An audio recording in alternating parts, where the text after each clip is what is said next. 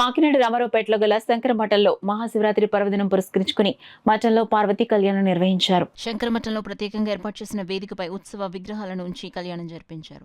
తాణంకి రామదాసు కమల దంపతులు, పి సూరిపండు వాణి దంపతులు, వెంకట్రావు సత్యవతి దంపతులు పీటలపై కూర్చుని స్వామివారి కళ్యాణం వైభవంగా జరిపించారు. ఆలయ అర్చకులు వెంకటేశ్వరరావు, ధూళిపాల ప్రసాద్ స్వామివారి కళ్యాణాన్ని శాస్త్రోక్తంగా జరిపించారు. కార్యక్రమం గురించి ఆలయ అర్చకులు ధూళిపాల ప్రసాద్, కస్తూరి లక్ష్మి లావణ్య మాట్లాడుతూ గత 15 సంవత్సరాలుగా శంకర మఠంలో ప్రతి ఏటా లక్ష్మీనారాయణ, గోదా రంగనాథులు, సుబ్రహ్మణ్య, శివపార్వతి కళ్యాణాలు జరిపిస్తున్నట్లు వెల్లడించారు. ఈ కార్యక్రమంలో శంకరమఠం సభ్యులు, స్థానిక పెద్దలు, మహిళలు, భక్తులు పాల్గొన్నారు. ఇంకా వైభవోపేతంగా మహిమాన్వితంగా స్వామివారి యొక్క కళ్యాణంతో, స్వామివారి యొక్క ఆశీస్సులతో సమస్త లోకం అంతా కూడా శాంతితోటి రక్షించాలని చెప్పి ఆ పరమేశ్వరుని కమిటీ సభ్యులు అందరూ కూడా ప్రార్థన చేస్తూ, భక్త సింహంలో అందరూ కూడా ప్రార్థన చేస్తూ ఉన్నారు. స్వామివారి యొక్క కళ్యాణ మహోత్సవం ఇప్పుడే ఒక 10 నిమిషాల్లో పూర్తయింది. స్వామివారి యొక్క ప్రతి నెల, ప్రతి సంవత్సరం కూడా వివిధ రకాలుగా ఈ ఆలయంలో కళ్యాణాలు జరుగుతూ ఉంటాయి. అంటే చైత్రమాసంలో శ్రీరామనవమి కళ్యాణం, వైశాఖ మాసం లక్ష్మీనారాయణ కళ్యాణం, అలాగే శ్రావణ మాసంలో లక్ష్మీదేవి కళ్యాణము, భాద్రపదం గణపతి కళ్యాణం, ఇలా వివిధ రకాలుగా ఈ శంకర మఠాన్ని ఎవరైతే ప్రతిష్టాపన చేశారో వారి యొక్క ఆశీస్సులతోటి, యంత్ర ప్రభావంతో ఉన్న ఈ విగ్రహశక్తులన్నీ కూడా దేవతాశక్తులుగా అన్ని దేవతలు కూడా భక్తులందరితో కూడా ఈ నిత్య కళ్యాణం చేసుకుంటూ అందరినీ కూడా ఆశిస్తూ అందరూ కూడా వైభవంగా ఇక్కడ కళ్యాణాలు చేసిన వాళ్ళందరూ కూడా ఇళ్లలో వివాహాలు జరుగుతున్నాయి, ఉద్యోగాలు వస్తున్నాయి. వారందరూ కూడా స్వామివారికి ఆయనకి గౌరవంగా అనేక విధాలుగా కానుకలు ఇచ్చి ఈరోజు స్వామివారికి విధానంగా సహాయం చేస్తున్నారు.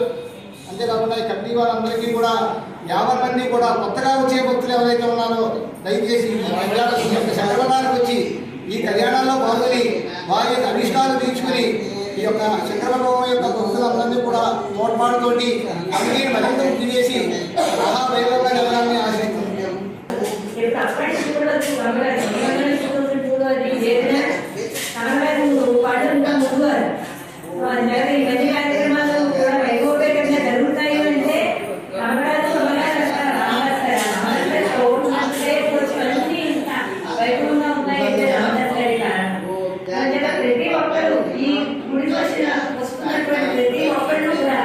ఎంతో అదృష్టం చేసుకుంటే తప్ప కానీ మా కొత్త కమిటీ పాల్గొయ్యారు.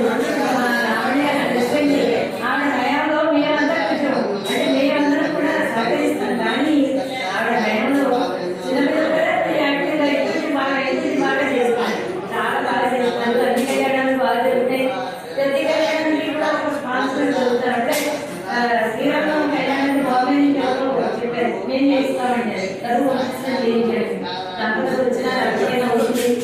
తర్వాత షష్ఠి కళ్యాణాన్ని కూడా ఎవరైనా కళ్యాణం మన ద్వారా మీరు కాకపోతే ఎవరితోనే చేయించాలంటే ఇది మహత్కార్యం, సత్కార్యం, మహత్కార్యం.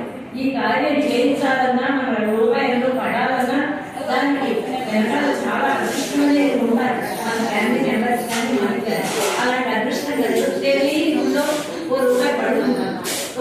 మీ అందరికీ తెలియదు, అందరికీ కూడా చాలా వైభవంగా దర్శించుకుంటుంది అమ్మవారు.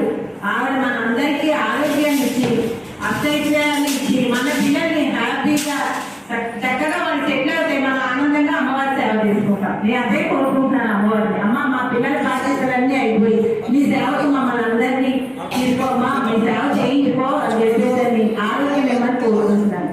ప్రతి సంవత్సరం ఇలాగే అన్ని కళ్యాణాలు, మన గుళ్ళో లేని కళ్యాణం అంటూ లేదు. వచ్చే నెల లక్ష్మీనరసింహస్వామి కళ్యాణం అసలు ఎక్కడా జరుగుతుంది కాకినాడలో.